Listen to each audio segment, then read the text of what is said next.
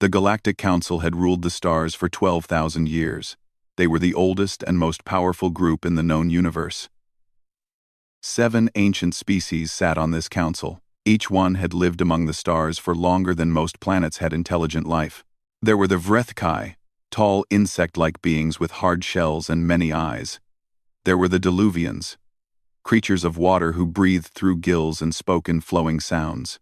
The Chronari were made of living crystal, their bodies glowing with inner light. And there were 4 others, each strange and powerful in their own way. Together, they controlled everything. Every trade route, every resource, every planet worth having. And they kept this control through a simple system that had worked without fail for thousands of years. Tribute. Whenever a new species learned to travel between stars, the Council would visit them. They would explain how things worked. They would present the tribute order, and the new species would accept because they had no other choice. The terms were always the same. Give us your resources. Give us your ships. Give us your best planets. In return, we will let you live. We will protect you. You will exist under our rule, and you will be grateful for it. 4,216 species had accepted these terms. Not one had ever refused. Why would they? The Council had the largest fleet in the galaxy. They had weapons that could crack planets open like eggs. They had been doing this since before most species had learned to make fire. Refusal meant death. Everyone knew this. Everyone accepted it. Then, humanity arrived. The human ship was called the Magellan. It was not a pretty ship. It was blocky and rough, covered in thick armor plates and bristling with sensors. It crossed into Council space on a Tuesday morning, Earth time. The humans did not know they were being watched.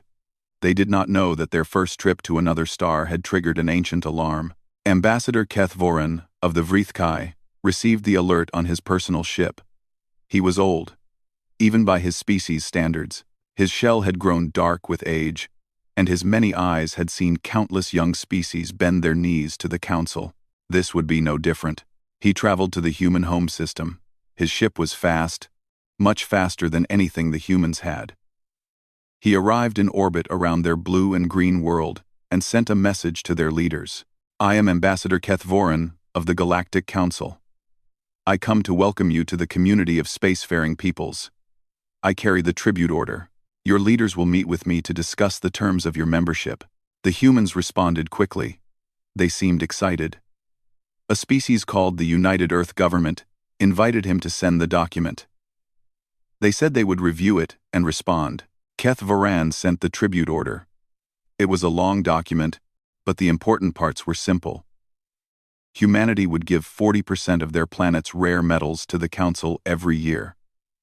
They would give up all their military ships. They would surrender their only colony on a planet called Proxima Centauri b. In exchange, they would be allowed to exist. The ambassador waited in orbit. He had done this 9 times before with other species. The response always came within hours. Sometimes the young species cried. Sometimes they begged for better terms. Sometimes they simply agreed right away, too scared to even argue. But they always said yes. Always. 1 day passed.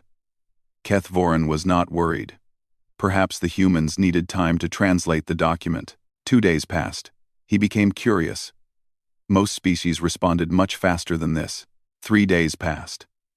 Now he was annoyed. This was taking too long. Did these creatures not understand who they were dealing with? On the 3rd day, the response came. It was not what he expected. The message was broadcast on every frequency. It was sent not just to his ship, but to every listening post in the sector. Every council station within range received it. Every ship. Every satellite. The humans wanted everyone to hear their answer. The message was 1 word long. No. Keth Voran stared at his screen. His mandibles clicked together in confusion. He ran the message through his translation system again. Perhaps there was an error. Perhaps the humans had a different meaning for this word. The translation came back the same. No. A refusal. A rejection. He sent another message to the humans. Please clarify your response. The tribute order is not optional. All species must accept. The humans replied with the same word. No. He tried again. You do not understand. Refusal is not possible. You must accept the terms or face consequences. No. After that, the humans stopped responding entirely. Keth Voran sent message after message. He explained the power of the council. He described what had happened to species who disobeyed. He made threats. He made promises. He begged them to be reasonable. Silence. The ambassador sat alone in his ship for a long time. In all his years, in all the history he had studied, nothing like this had ever happened. Species did not say no to the council. It simply was not done. He prepared a report for the council. His old hands shook as he wrote it. He did not know how to explain what had happened. He did not know what words to use. In the end, he kept it simple. The humans have refused the tribute order. They have given no explanation. They have stopped all communication. Their response was a single word. Broadcast to the entire sector. He attached the recording of the human message and sent the report to Nexus Prime, the Council's home station. As his ship turned away from Earth, Keth Voran looked back at the blue planet through his viewing screen. Such a small world. Such a young species. They had only been traveling between stars for a few years. They had no idea what they had done. Or perhaps they did. That thought made Keth Voran's shell itch in a way he did not like. He had seen the human ships in orbit. Ugly things. Built like weapons. He had noticed how many of them there were. He had seen the construction platforms in their asteroid belt, building more. For the first time in centuries, Ambassador Keth Voran felt something cold move through his old body. He did not have a word for it. His species had not needed that word for a very long time. The humans had a word for it. They called it fear. The message reached Nexus Prime in 3 days. Nexus Prime was the heart of the Galactic Council. It was not a planet but a station, built in the empty space between 3 old stars. It was larger than most moons, covered in towers and domes where millions of beings lived and worked. At the center of the station was the council chamber. This was where the 7 elder species met, to make decisions that affected trillions of lives. The chamber was round and vast, with seats rising in circles around a central platform. Light came from the ceiling, soft and golden, designed to make everyone feel calm. No one felt calm today. High Arbiter Thessalon stood at the central platform. She was a Diluvian, her body long and graceful, covered in scales that shifted from blue to green as she moved. The gill fronds on her neck fluttered with each breath. She had led the council for 200 years. She had seen many strange things in that time. She had never seen anything like this. "Play the message again," she said. The recording played. A human voice, clear and strong, speaking a single word. No. The chamber was silent. 1,200 representatives from dozens of species sat in the rising seats. None of them spoke. None of them moved. Councillor Mrek of the Chronari was the first to break the silence. His crystal body pulsed with soft light as he spoke. "There must be an error. Their translators are faulty. They do not understand what they are refusing." "The translation has been verified," Thessalon replied. 7 different systems checked it. The humans understood perfectly. "Then they are insane," said another voice. This was Vrethkai the Elder, the oldest member of the insect species. His shell was almost black with age. "They are a young species. Perhaps their minds are not fully developed. Perhaps they cannot understand consequences." Thessalon shook her head slowly. "I do not think so. Look at what else they sent." She waved her hand, and a new display appeared in the center of the chamber. It showed data. Lots of data. Files and recordings and images. The humans had sent this along with their refusal. "They call this their history," Thessalon explained. "They wanted us to see it. I probably's for US." The display began to show images. The council watched in growing confusion, then horror. They saw humans killing each other with spears and swords. They saw castles burning and armies marching. They saw machines of war rolling across muddy fields, while explosions filled the sky. They saw cities turn to ash in seconds. Bright flashes of light. And then nothing but shadows burned into stone. The humans called these nuclear weapons. They saw humans crawl out of the ruins and rebuild.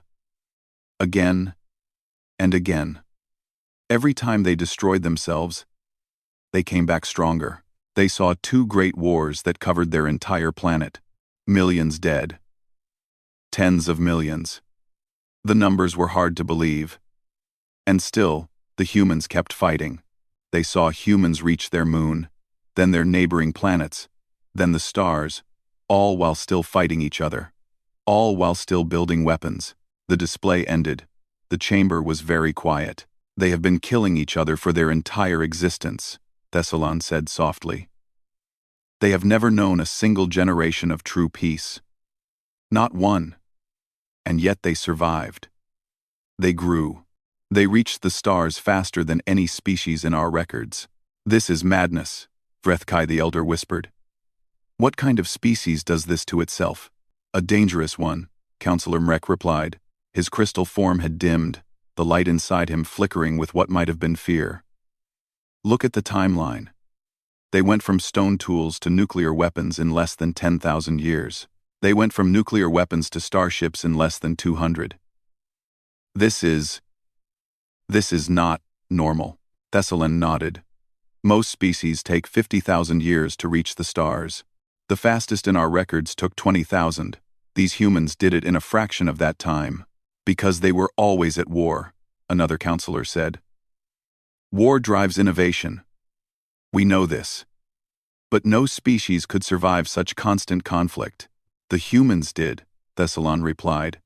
And now they are here. And they have told us no. The chamber erupted in noise. Representatives shouted over each other. Some demanded immediate action. Others called for caution. The noise grew and grew until Thessalon raised her hand for silence. There is more, she said. Ambassador Kethvorin included his observations in the report. He saw their shipyards. He counted their vessels. She brought up new images. Human ships, ugly and brutal, covered in armor and weapons. Dozens of them in orbit around Earth. More being built in their asteroid belt. These ships are not exploration vessels, Thessalon said. They are warships. The humans have been building warships since before they knew we existed. They were preparing for something. I think they were preparing for us. Vrethkai the Elder leaned forward. How could they prepare for something they did not know about? Because that is what humans do, Thessalon replied. They prepare for war. Always. They do not know how to do anything else. The chamber fell silent again. Every being in the room was thinking the same thing. But none wanted to say it out loud. Finally, Counselor Mrek spoke. We must cleanse them. That is the protocol. Species that refuse the tribute order are destroyed. It has always been this way. Yes, Thessalon agreed. That is the protocol. But I must ask you something, Counselor. In 12,000 years, how many times have we actually had to fight? Mrek's crystal body flickered. We have made examples. Small species that resisted. We destroyed them easily. Small species, weak species, species that had no weapons, no ships, no experience with war. Thessalon's gill fronds were very still. These humans are different. They have been at war for their entire history. They have weapons we have never seen. They have ships designed for combat. Real combat. Not the simple destruction of helpless targets. She looked around the chamber at the hundreds of worried faces. I am not saying we cannot defeat them. We probably can. But it will cost us. It will cost us greatly. And for the first time in 12,000 years, the galaxy will see that the Council can bleed. The words hung in the air like poison. Thessalon straightened her long body and spoke the words that would change everything. Summon the war quorum. We need to know exactly what we are dealing with. Before we do anything, we need to understand these humans. She paused. looking at the image of Earth still floating in the center of the chamber. Such a small world. Such a young species. I think, she said quietly, we may have made a terrible mistake. The War Quorum had not met in 6,000 years. It was created long ago to deal with real threats, not the small rebellions that the Council sometimes faced. Its purpose was simple. Study the enemy, calculate the cost of war, make a decision. In 6,000 years, the Quorum had only ever made one decision: destroy. This time was different. The Quorum sent a ship to Earth. It was a Chronari vessel, the most advanced scout ship in the Council fleet. It could hide from any sensor. It could watch without being seen. It could gather information and return without anyone knowing it had been there. The ship was called the Silent Eye. It had a crew of 12 Chronari, all experts in observation and analysis. Their mission was simple: watch the humans, learn everything, report back. The Silent Eye arrived in the human solar system 2 weeks later.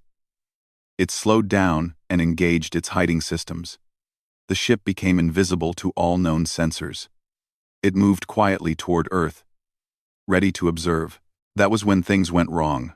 The Silent Eye was 3 hours into its mission when a human ship appeared beside it. Just appeared, like magic, matching its speed and course perfectly. Unknown vessel, a human voice said through the communication system. We have detected your presence. Please respond. The Chronari crew was shocked. Their hiding systems were perfect. No species had ever seen through them. This was impossible. We know you are there, the human voice continued. Your engine creates small ripples in local space. We built sensors to detect those ripples. Please respond, or we will be forced to take action. The captain of the Silent Eye, a Chronari named Veth, made a quick decision. He dropped the hiding systems and responded. This is the Council observation vessel Silent Eye. We are here on official business. We know, the human replied. There was something in the voice. Amusement. Perhaps. We have been expecting you. Would you like to come down for dinner? Veth did not know how to respond to this. He had expected many things. Attack. Threats. Demands. He had not expected a dinner invitation. What? Dinner, the human repeated. A meal. We would like to meet you properly. We can answer your questions. We can show you our facilities. We want you to see everything. Veth consulted with his crew. This was clearly a trap. It had to be. No species would willingly show their secrets to an enemy observer, but they had been detected. Their mission was already a failure. And the humans were not attacking. They were inviting. We accept, Veth said finally. We will come down for dinner. The human ship led them to Earth. They landed at a large building near a blue ocean. Humans were waiting for them, smiling and waving. They seemed genuinely happy to see the Chronari. The dinner was strange. The food was strange. The humans asked questions about Chronari culture, about their home world, about their families. They shared a drink called whiskey that burned pleasantly inside Chronari crystals. They laughed and told jokes. Then they gave the Chronari a tour. They showed them the shipyards in orbit, where 17 warships were being built. They explained the designs. They pointed out the weapons, the armor, the engines. They hid nothing. They showed them the military bases on the planet's surface, soldiers trained in the distance, running and fighting and shooting. Vehicles moved across open ground, practicing formations. They showed them the research centers where scientists worked on new weapons. Shields that could stop plasma fire. Missiles that could track targets across millions of kilometers. Armor that could survive direct hits from Council cannons. At the end of the tour, Veth stood with a human general named Chen. They looked out over a vast factory where more ships were being built. Why? Veth asked. Why show us all of this? General Chen smiled. It was not a threatening smile, but it was not a friendly one either. Because we want you to understand, she said. We want you to take this information back to your council. We want them to know exactly what they would be fighting. This could be considered an act of war, Veth said, showing your enemy your weapons. We do not consider you enemies, Chen replied. Not yet. We consider you bullies. Bullies who have never faced someone who could fight back. She turned to face him directly. Her eyes were steady and calm. Your council has ruled through fear for 12,000 years. You threaten young species because you can. You take their resources because they cannot stop you. You have done this so long that you have forgotten what real resistance looks like. She gestured at the factory, at the ships, at everything. This is what resistance looks like. We built all of this because we knew someday someone would come. Someone who thought they could take what was ours. We have been preparing for you before we even knew you existed. Veth felt his crystal body flickering with emotions he could not name. You cannot defeat the entire council. You must know this. Maybe, Chen agreed. Maybe not. But we can hurt you. We can hurt you badly. And that is something you have not experienced in a very long time. She patted his crystal shoulder gently. Go home, observer. Tell your council what you saw. Tell them that the humans said no, and we meant it. Tell them that if they want our tribute, they will have to take it from our cold, dead hands. And tell them this. She leaned closer. We do not start wars, but we finish them, every single time. The Chronari returned to Nexus Prime in silence. Their ship was full of data. Images. Recordings. Analysis. When they presented their report to the War Quorum, no one spoke for a long time. Finally, High Arbiter Thessalon asked the only question that mattered. If we go to war with these humans, what will it cost us? Veth's crystal form dimmed. 30% of our combined fleet. Perhaps more. And that is if we win quickly. If the war drags on. He paused. The humans are very good at long wars. The number hung in the air. 30%. No species had ever cost the Council more than 2 ships. The Quorum had a new decision to make. And for the first time in 6,000 years, the answer was not obvious. The Council decided to try diplomacy. If force would be costly, perhaps words could succeed where threats had failed. They needed someone special for this mission. Someone who could convince anyone of anything. They chose Vorath.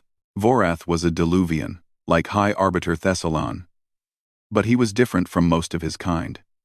Where other Diluvians were calm and patient, Vorath was clever and quick. He had spent 300 years as the Council's greatest negotiator. He had ended wars.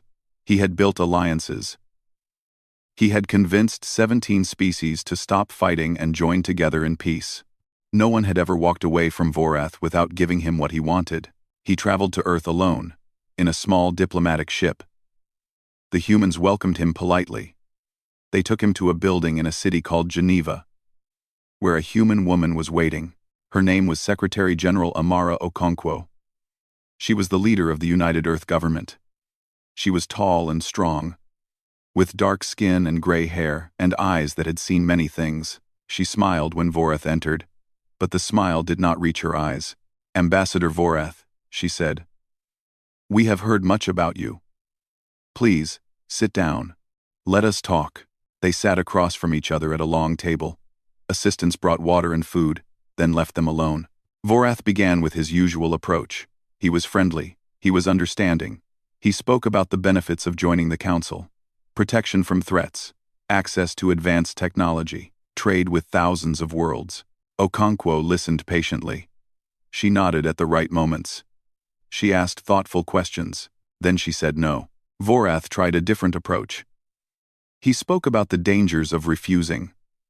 The Council had many enemies, he said. Without protection, humanity would be vulnerable. Other species might attack. Disasters might happen. The galaxy was a dangerous place. Okonkwo smiled that cold smile again. We have survived dangerous places before. He tried offering better terms. Less tribute. More freedom. Special privileges that no other species had received. No, he tried appealing to logic. The Council was stronger. Resistance was pointless. Why fight a war they could not win? Who says we cannot win? He tried appealing to emotion. Think of the children, he said. Think of the lives that would be lost. Was pride worth so much death? Okonkwo's eyes hardened. Do not speak to me about children and death. We have lost more of both than your council can imagine, and we are still here. Hours passed. Vorath used every technique he knew. He flattered. He threatened. He promised. He warned. He begged. Nothing worked. The human woman sat across from him, calm and unmoved, saying the same word over and over. No. Finally, Vorath abandoned all his training. He slumped in his chair and spoke honestly for the first time in centuries. I do not understand, he said. You could have everything. Protection, technology, wealth. All you need to do is accept reasonable terms. Why refuse? Why risk destruction for pride? Okonkwo leaned back in her chair. For a moment, something like pity crossed her face. Ambassador, she said gently.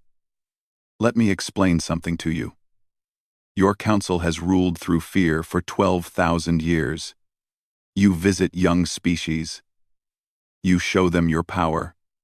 You make them afraid, and they obey, because fear is a powerful thing. She stood up and walked to the window. Outside, a city of millions of humans lived their lives. Children played in parks. People walked to work. Ships flew across the sky. But fear only works if the other side believes they have something to lose, she continued. It only works if they think survival is the most important thing. She turned back to face him. Humans do not think that way. We have never thought that way. For us, there are things more important than survival. Freedom, dignity, the right to live on our own terms.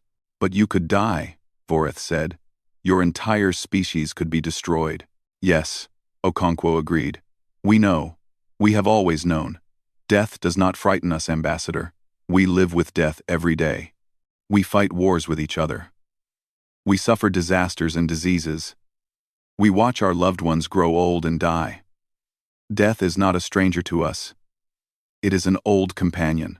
She sat down again, leaning forward with her hands folded on the table. Your council has forgotten what war truly is. You have not fought a real enemy in 6,000 years. You send your fleets to destroy helpless worlds, and you call that power. But it is not power. It is just cruelty. We could destroy you, Vorath said quietly. We have the strength. You could try, Okonkwo replied. You might even succeed. But let me tell you what will happen if you do. Her voice grew harder, colder. If you attack us, we will fight. Every man, woman, and child will fight. We will fight in space, and on the ground, and in the ruins of our cities. We will fight until there is nothing left of us but ash and memory. And before we fall, she continued, we will hurt you. We will hurt you in ways you cannot imagine. We have been preparing for this our entire existence. Every war we fought with each other, every weapon we built, every strategy we developed, all of it has led to this moment. She stood up, signaling that the meeting was over. Take this message to your council. We do not want war.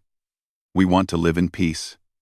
We want to explore the stars and meet other species and learn new things. That is all we want. She walked toward the door, then stopped and looked back. But if you force us to fight, we will not just resist. We will follow you home. We will find Nexus Prime. We will find every world your council controls. And we will not stop until the word tribute is forgotten forever. Vorath sat alone in the empty room for a long time. His mind was spinning. In 300 years, no one had ever spoken to him like that. No one had ever refused him so completely. He returned to his ship and flew back to Nexus Prime. The journey took many days, but he did not notice. He was too busy thinking about what the human woman had said. When he arrived, the council was waiting for his report. They expected good news. They expected to hear that the humans had agreed, or at least started to negotiate. Vorath stood before them, his gill fronds drooping with exhaustion. They will not negotiate, he said. They will not accept any terms. They are not afraid of us. High Arbiter Thessalon frowned. Everyone is afraid of the council. Not them, Vorath replied. They have been living with fear their entire existence. They have made it their friend. And they have decided that there are things worse than death. He paused, remembering Okonkwo's cold eyes. They said if we attack them, they will follow us home. They will not stop until the council is destroyed. The chamber erupted in angry voices. How dare these humans threaten the council? How dare they refuse to bow? But Vorath noticed something in the noise. He noticed that the anger was too loud, too desperate. Underneath the anger, the council was afraid. The humans had done something no species had done in 12,000 years. They had made the Galactic Council feel fear. The council debated for 3 months. Every day, the 7 elder species met in the Great Chamber. Every day, they argued about what to do with humanity. The Hawks wanted war. They said the council must show strength. If one species could refuse and survive, others would try. The system would collapse. 12,000 years of order would end in chaos. We must destroy them, said Vrithkai the Elder. It does not matter what it costs. Our authority depends on it. The doves wanted peace. They said the cost was too high. 30% of the fleet was too much to lose. Other species were watching. If the council was weakened, enemies would attack from all sides. We cannot fight a war we might not win, said a Diluvian counselor. The humans are too strong. We must find another way. Back and forth they argued. Attack, do not attack, show strength, show wisdom, destroy them, leave them alone. While the council debated, something strange happened. The message about humanity spread through the galaxy. Word traveled from system to system, species to species. A young race had told the council no. A small planet called Earth had refused the tribute order and was still alive. For most species, this was just an interesting story. But for some, it was something more. It was hope. On a cold world near the edge of council space, a species called the Venthri heard the news. They had accepted the tribute order 2,000 years ago. They had been paying ever since, giving up their resources, their ships, their freedom. They had always believed there was no other choice. Now they wondered, if the humans could refuse, why couldn't they? On a dozen other worlds, similar thoughts began to form. Species that had been crushed under council rule for centuries started to ask questions. What if we said no? What if we fought back? What if the council was not as strong as it seemed? The council did not know about these whispers. They were too busy arguing about humanity. Finally, after 3 months, Councillor Mrek of the Kronari called for silence. His crystal body glowed bright with inner light as he spoke. We have run the calculations, he said. Every possible outcome has been analyzed. Every scenario has been tested. I will tell you what we found. The chamber went quiet. The Kronari were known for their cold logic. When they spoke about numbers and possibilities, everyone listened. There are only 2 ways this can end, Mrek continued. In the first scenario, we attack humanity with our full force. We destroy their world. We kill their people. We win. Then we should attack, Vrethkai the Elder said. Let me finish, Mrek replied. In this scenario, we lose 30% of our fleet. Perhaps 40% if the war lasts longer than expected. We are weakened. Other species see this weakness. Within 100 years, at least 3 major rebellions occur. We defeat them, but we lose more ships, more soldiers. The cycle continues. Within 500 years, the council no longer exists. The chamber was very still. What is the second scenario? High Arbiter Thessalon asked. Mrek's crystal form dimmed slightly. In the second scenario, we do nothing. We withdraw the tribute order. We leave humanity alone. That is surrender, Vrethkai said angrily. We have never surrendered. I did not say it was easy, Mrek replied. In this scenario, word spreads that we back down. Our authority is damaged. Some species will test us. Some will refuse tribute. But the damage is limited. We can survive it. We can adapt. For how long? Thessalon asked. Mrek paused. Our analysis suggests that the current system cannot last forever. Too many species, too many grievances. Eventually, change will come whether we want it or not. The question is whether that change destroys us or whether we guide it. The chamber erupted in noise again, but it was different this time. The anger was fading. In its place was something new. Acceptance, perhaps, or fear, or simple exhaustion. Thessalon raised her hand for silence. "We will vote," she said. "All in favor of withdrawing the tribute order from humanity." One by one, the councilors raised their hands. First the Diluvians, then the Chronari, then, slowly, reluctantly, the others. Even Vrethkai the Elder raised his hand. His compound eyes were dark with bitterness, but he understood the mathematics. Sometimes you had to lose a battle to survive the war. The vote was unanimous. For the first time in 12,000 years, the council had backed down. The message was sent to Earth the next day. It was short and formal. The tribute order had been withdrawn. Humanity was free to develop on its own. The council wished them well. The humans sent back an equally formal reply. They thanked the council for their wisdom. They expressed hope for peaceful relations in the future. They said they looked forward to meeting other species as friends, not subjects. And that was it. No celebration, no threats, no gloating, just acceptance. But the effects of that decision spread far beyond Earth. Within 1 year, the Venthri announced that they would no longer pay tribute. They expected war. Instead, the council simply removed them from the protection network and left them alone. Within 5 years, 12 more species had followed. Then 40, then 200. The old system was dying.